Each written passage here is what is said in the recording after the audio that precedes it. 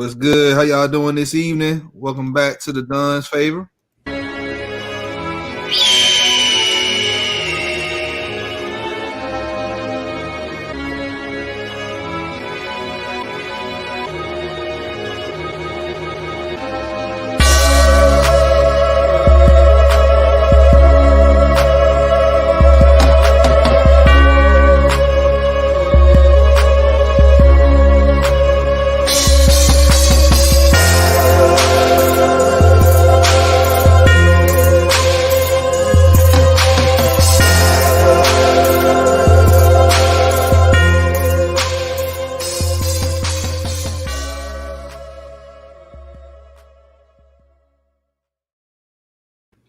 What's good? How y'all doing this evening? Welcome back to the Don's Favor. I'm your boy, the Don, and I'm here tonight with Johnathan from Broadway.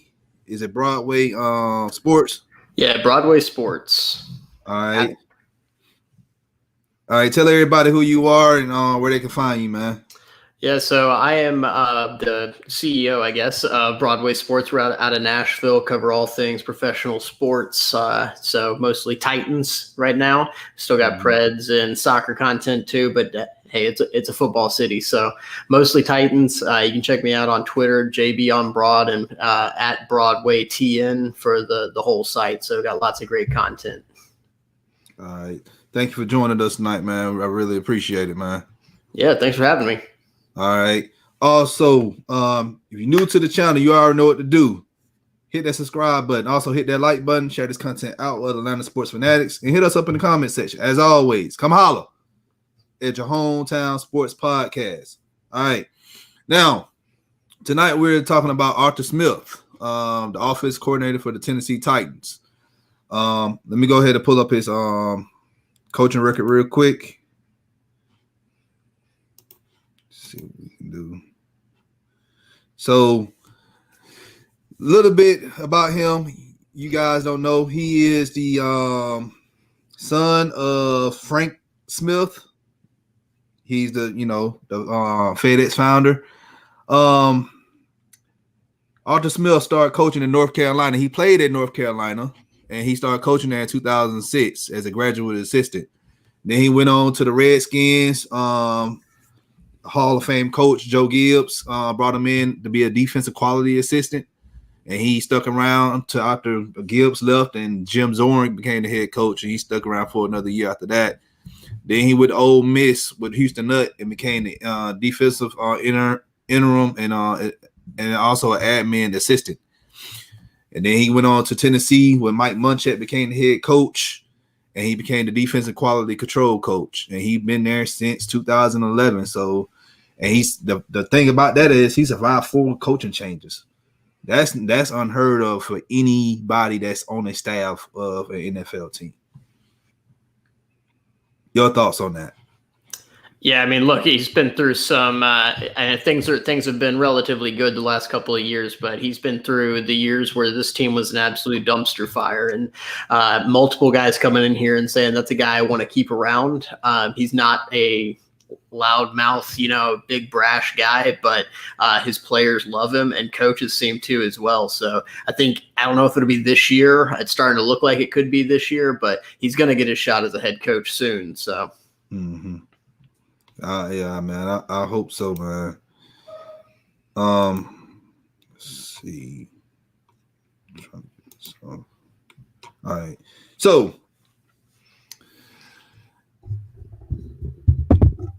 the question I ask, and I just brought up Joe Gibbs. So which coaching tree can we put him under? Will it be Joe Gibbs or will it be Mike Mularkey? Yeah, and that's the thing. That's the downside of being through so many different coaching staffs. He's kind of pulled a little bit from every single one. But if you wanted to kind of relate it to things that are kind of currently going on in the NFL, you can watch San Francisco and what Shanahan is doing out there with that offense. There's a lot of similarities, run that similar offense. So there are some Gibbs ties there. Obviously, there's some Mularkey ties as well. But it's something that he has pulled a lot. Obviously, Matt LaFleur coming over, learned. A lot of people thought LaFleur was going to come here and run this McVay offense, but really LaFleur cut his teeth in Atlanta there under Shanahan. Exactly. And so you see a lot of similarities in that offense. It's going to be a very tight end heavy base where they want to run the football first and foremost. If you look at the Titans, they've been, since he took over, in the top 5 of play action percentages, it's all based around the run game. You're going to see a lot of zone attempts, which is kind of, the Packers are doing it, but in today's day and age, you see what the Chiefs are doing, throwing it all over the yard. Well, they're almost kind of a callback team. They're very much a pound the rock and do what the other teams aren't used to facing. So I think that's what he's going to base his offense around. It's going to be the run game. And it'll be interesting to see when he has his own team, does he look for that big bodied pound the rock 3 yards in a cloud of dust? Because Derrick Henry, he obviously has those big plays. That dude's a monster, but he's a big body guy. And so you see a lot of those short plays and keeping those chains moving more so than not. So it'll be interesting to see if once he takes over the reins. Okay. Well, so that's the thing. And a lot of people have been bringing up Arthur Smith. And I've been paying attention to him for the past couple of seasons, y'all offense have been getting better, because I remember when Mike Mularkey, when he was there, y'all made the playoffs, and then the season after y'all fired him, and then y'all brought in Mike Vrabel, which I know, Vrabel very well from, being under, Bill Belichick as a player, and then he almost got the Ohio State job back then, but they gave it to Urban Meyer.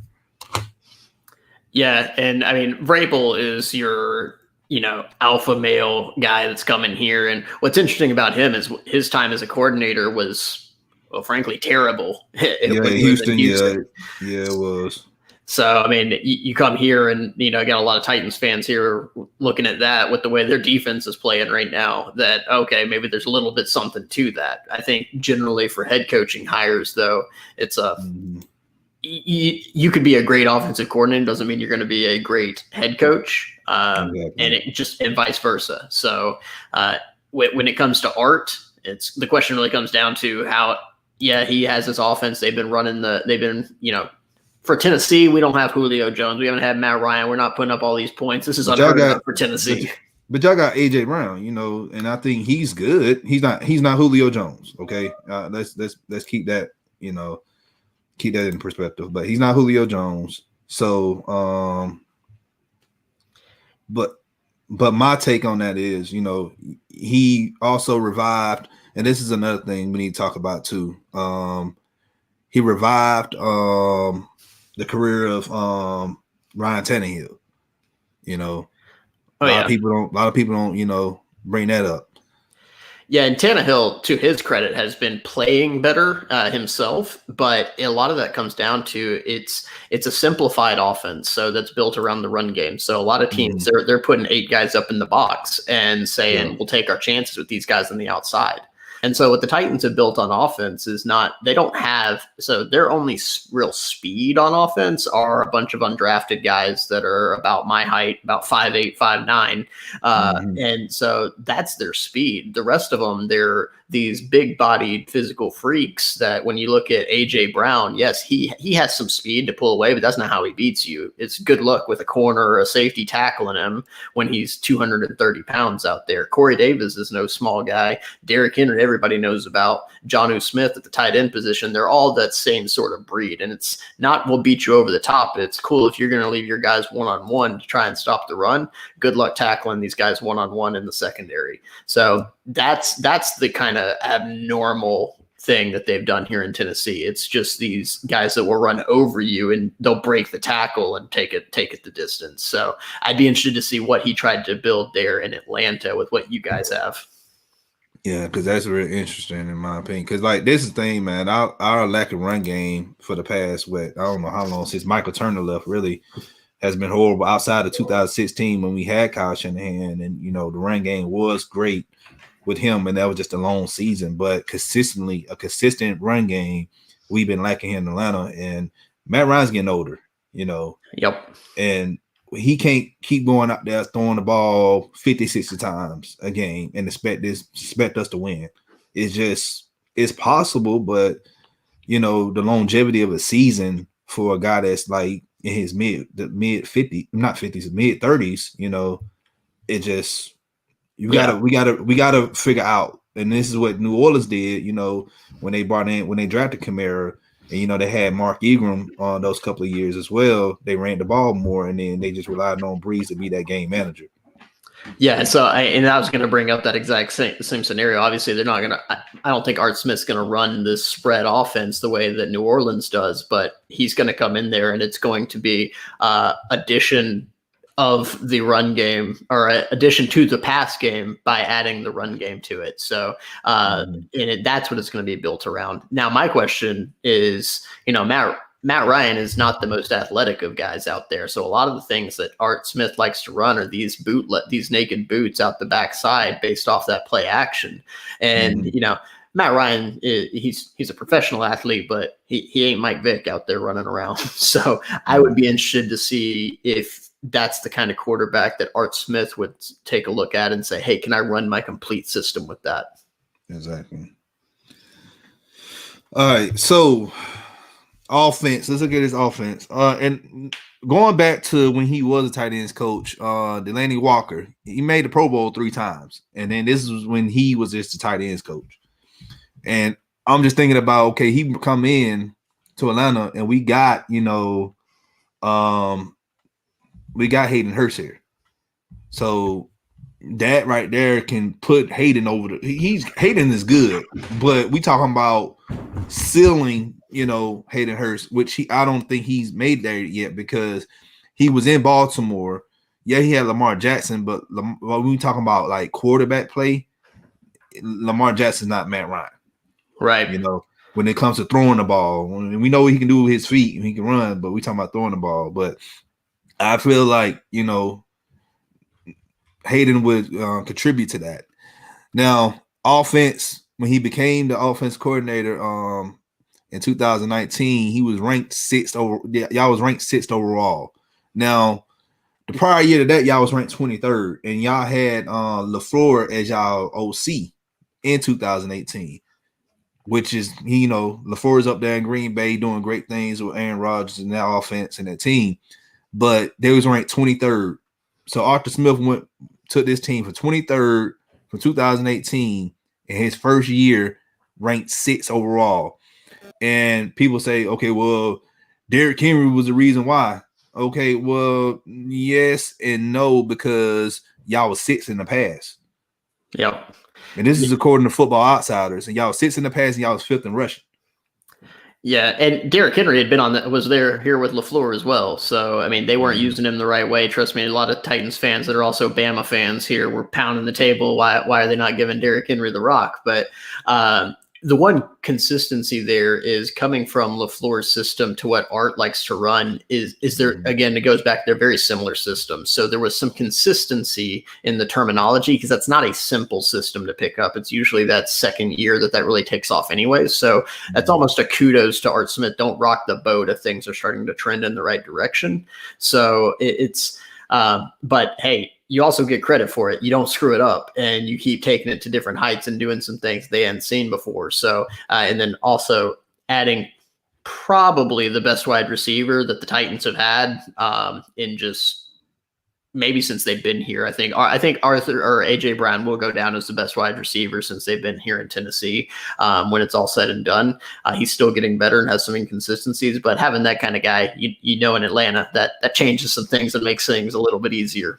Yeah, because I remember last year, he gave us hell last year when we played y'all. I think he had, like 3 touchdowns?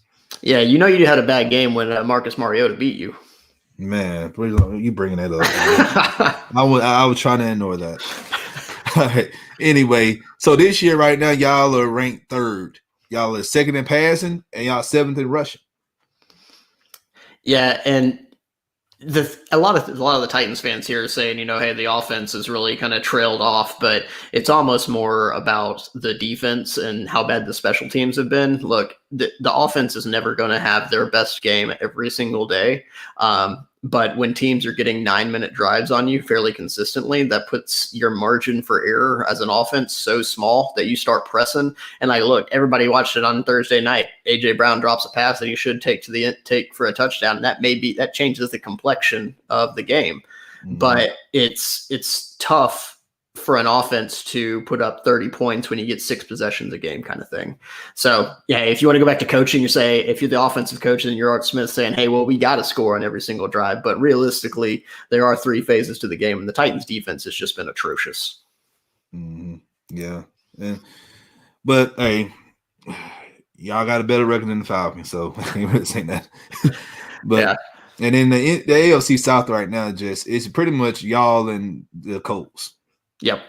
Yeah, it's still up there. They have to play again. Obviously, they play the Ravens this week, and then the Colts next week, and that's a big 2-game stretch to really decide probably this division. Now, I want to see this game come Sunday because the Ravens, they just lost, didn't they?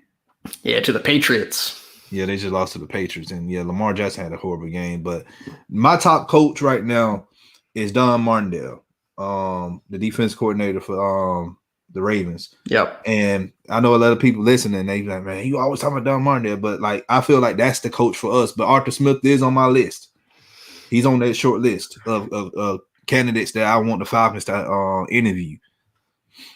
Yeah, I mean, Martindale, a lot of people were talking last year about Greg Roman and everything, what he did with that offense. And that's great and all. He simplified that offense and was running stuff that, most teams don't. But Martindale's been that consistency there. So exactly. Now I'll also say they're loading that defense up with talent. They're going out and getting guys there, and that helps anybody. Good coaches get a lot better when they got good players. So, but Martindale's going to be on that list too. It's just everybody likes to score points. So, I can see why some fans there in Atlanta going from a defensive guy going to another defensive guy. They want that offense, but hey, you're not too different there in Atlanta with how bad that defense is. Exactly. That's the thing. We need a proven person though. The last 2 hires that we had, Mike Smith and Dan Quinn, they never was proven defensive guys. They worked up under someone who was a defensive minded proven guy. Yep. Yeah, that said, if you bring in Martindale, is he calling the defense? Because trust me, yeah. I can attest. Your head coach calling the defense doesn't always work out great.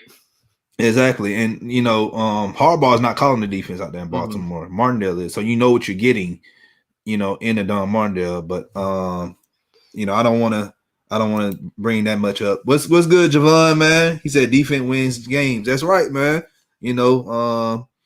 This is a person who played football before. I remember he played for the middle school I attended. So but that's the thing. I want defense, but like I said, Arthur Smith, he pretty much will be somebody that they interview, and you got to think about it. He may want to come to Atlanta. Who don't want to come to Atlanta? You got Julio, you got Matt Ryan, you got I don't know if Gurley going to be here next year, but you got a good offensive line. You might need to plug in somebody if Alex Mack want to retire or not. You got Calvin Ridley, who still this is his 3rd year. Feel like he's been here forever, but he ain't even repeat yet, which is scary. And you got, like I said, I brought in Hayden Hurst. He got a couple more years on his deal, and then it's and then he's not that. Nashville is not that far from Atlanta, so if he want to still stay in Tennessee, he still can, and just hop on the shuttle and just be in Atlanta in minutes. So, but the one thing you talk about defense, and if it does end up going to Art Smith, the one thing that if you don't get a defensive guy in there, and that'll be interesting, is to who do they hire to be who does he bring in? Because he's been through so many coaching staffs. A lot of times you can follow those relationships and figure out who he's going to bring in on the defensive side. But Art Smith, it could be so many different guys as to who he's going to build his staff around, and that will be key. I think for him though, if you do get Art Smith, the one thing that kind of helps a defense is a strong running game and being able to dominate that time of possession. So even if you look at the Titans this year, they're a team that, as bad as their defense is, the games they've won have been games where they've been upwards of 33, 34 minutes of time of possession. So thank you. Build around the run game, and cool. if you can go score on them, that's fine. But then we're going to be the ones on those 9-minute drives. You know what, man? I've been telling people this. Like, that's the problem with the Falcons. We up this minute, and this is why I hate Dirk Cutter. We be up 15, 14, 17 points. And in the fourth quarter, we throwing the ball. Like, you can't do that. Run the clock out. You're not playing your opponent anymore. You're playing the clock. Yeah, Atlanta's got a little bit of history about not running the clock out. Man, I'm telling you, man. Like, that's the thing. You run the clock out, and that's why And I watched some of y'all tape from last year and then this year as well. I'm saying, like, yeah, y'all running the ball. Yeah, y'all killing clock, and that's how y'all really. And this is another question. Like, that's how y'all beat New England last year in the playoffs. Yep. Yeah. I mean, it's one of those. It doesn't matter if you win by a point or by 30 points. A win's a win, especially in the playoffs. So, exactly. And that was the whole thing. The New England came in with a game plan. They said, we're going to put 2 high safeties and take away any sort of big plays from you.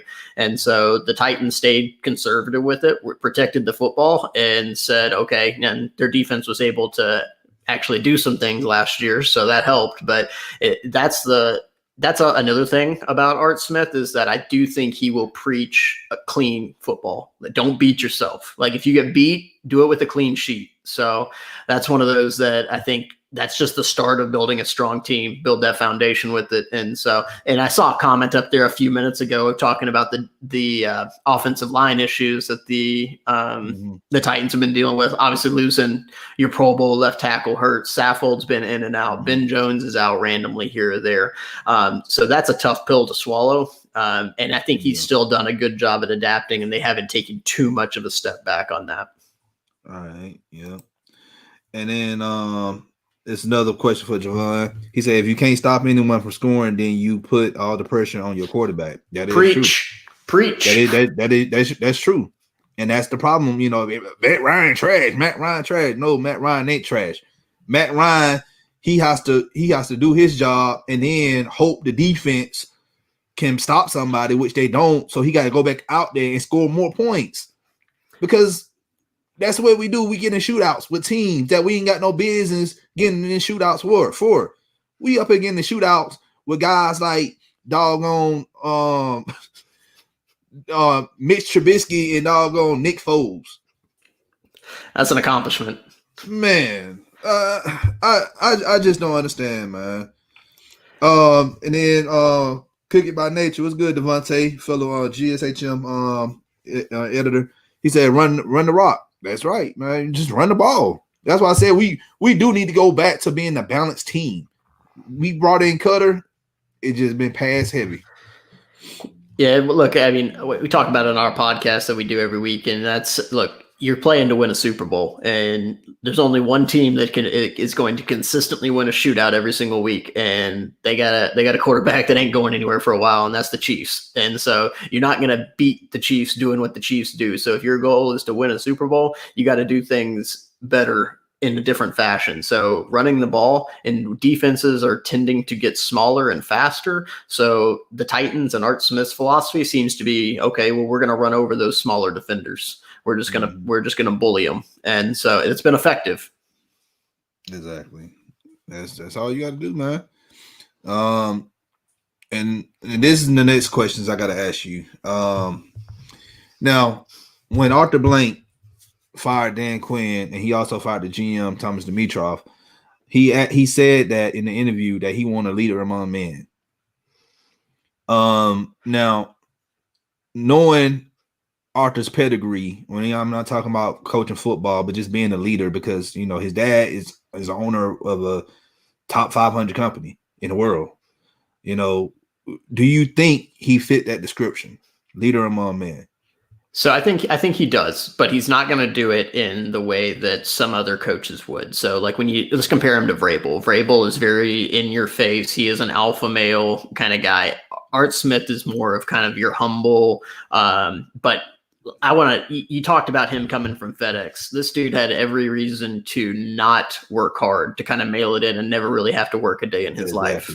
But if you know anything about the hours that coaches put in, especially at the low levels. So he didn't walk into an offensive coordinator job. You pulled it up earlier. He went through the grad assistantship. He went through it on multiple teams. So this guy grinded, put in the hours when he had every reason not to, and he could go live a better life than 99% of the world. And so this is a guy that knows how to just keep grinding, put in those hard works, and the players respect it. So you talk about Delaney Walker, and he loved Art Smith while he was here, not just because of the development side of it, but the way he taught the game to the players. It wasn't, hey, go run this route. It was, here's why we run this route, because the entire scheme is based on that. You got to be here because you're opening up this, and letting them understand why would they do the thing. So he's a great teacher. And that's the reason I think the players respect him, and he's a leader among men. It's just not in the same sort of in-your-face fashion that some other coaches may be. All right. Well, look, that's pretty much what Atlanta needs, just somebody who can lead and not be somebody's, big brother and hold their hand and not hold them accountable. Like, we need people here that's going to hold players accountable. And that was the problem under Dan Quinn. Like, you see guys like Ricardo Allen getting all these PI calls, but he's still on the field. You seeing guys like Devondre Campbell, blowing up his assignment, but he's still on the field. That right there is sickening to me, man. Yeah, I think from a demeanor perspective, him and Quinn are not too different. Like, and so I mean, if I was a Falcons fan, my initial impression are going to be, hey, we hired another Dan Quinn, because I think he is more of a player's coach from my initial impressions of him. But he's very even keel, doesn't get too high, too low. But I also think that there are a lot of successful coaches that are like that too. I mean, even Mike Tomlin, he has fun with it, and Art Smith will have fun. He's got a little bit of a sense of humor to him, but he's not a super fiery guy, and he gets that way in the locker room sometimes. But he's a pretty even keeled guy, so they're not all created equal. But I do think there are some similarities in their personality to what Quinn was. Okay, all right, and now you already talked about his style of coaching, so we covered that. Now, do you think he'll come in? And this is the issue. Let me read Javon. He said the Falcons secondary is disappointing. Yeah, it is disappointing, but what's more horrific is the pass rush. Our pass rush is horrible this year. Oh my, like, yeah. Join the club. We're right there. The Titans are right there with you, man. Yeah, y'all got Vic Beasley, and then y'all got I forgot his dog. Clowney, yeah. Y'all got both of them, and like, now I thought Weber was gonna do something with Vic, but it's just Vic. I guess he decides that he just don't want to play anymore, man. I know, yeah. Vic did, y'all waived Vic, and then it's funny because a week or two later we waived Tack.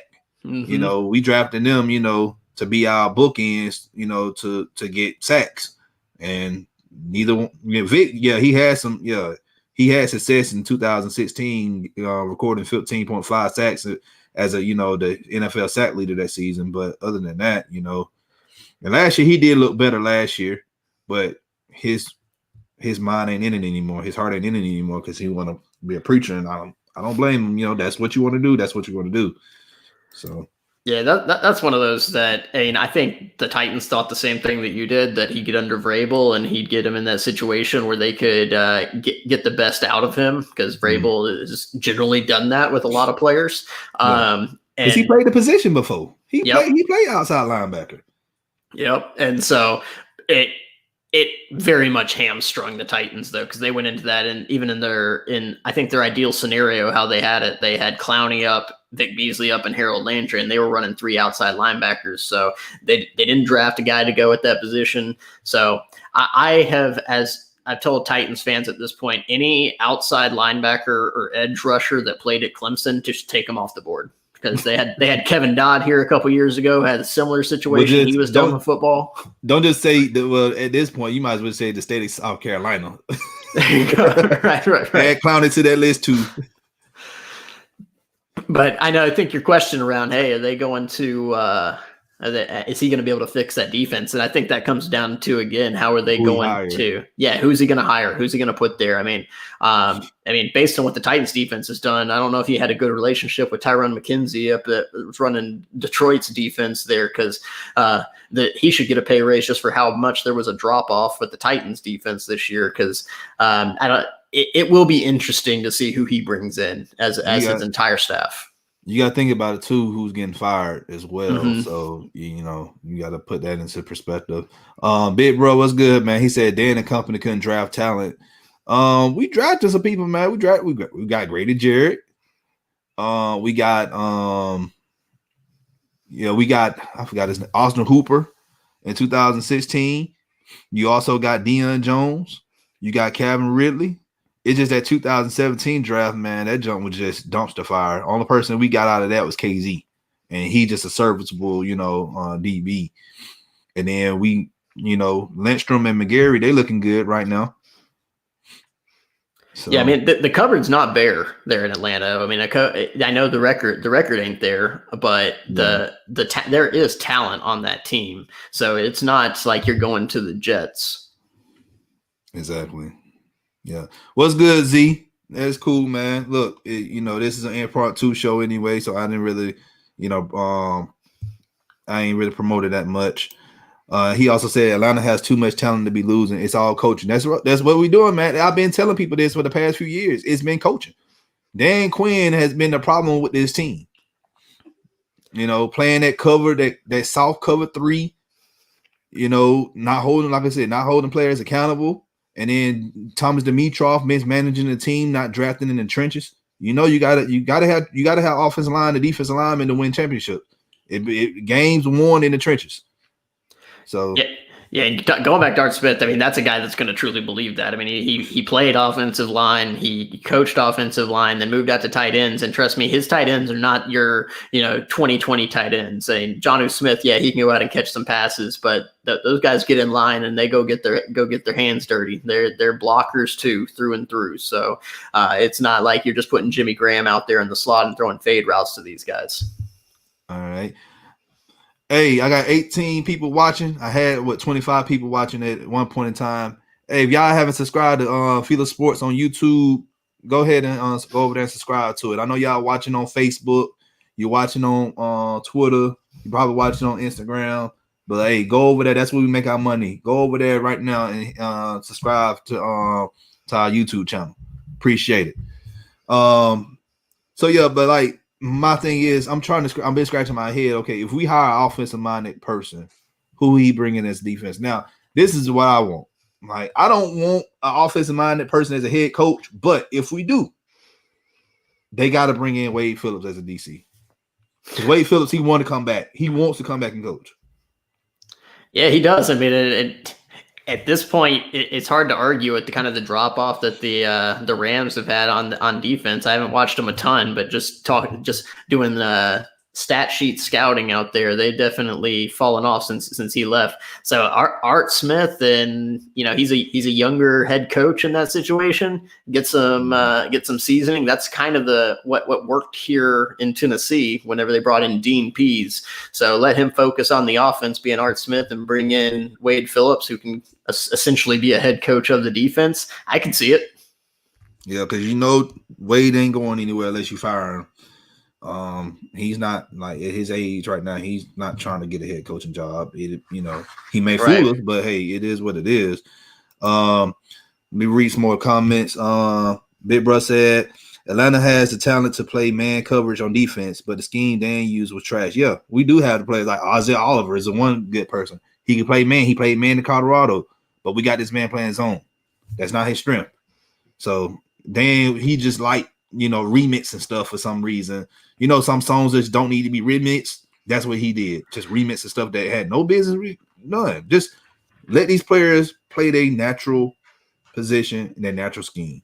Good coaching puts players in their best position to succeed. You don't run some scheme that's just going to outdo everything. You go fix your scheme if you can't find a place for good players. Exactly. Come on, little bro. Don't talk about sell the franchise. And now y'all talking about Raheem Morris. Really? Come on now. Raheem Morris.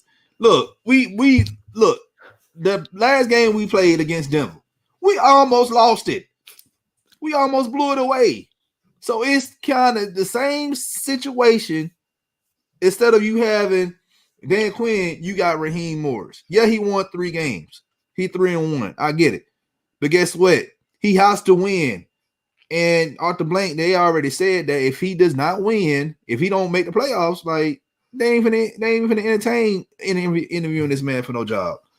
And yeah, you're right. We did have the best defense in '98 because we had Chuck Smith and all those guys there.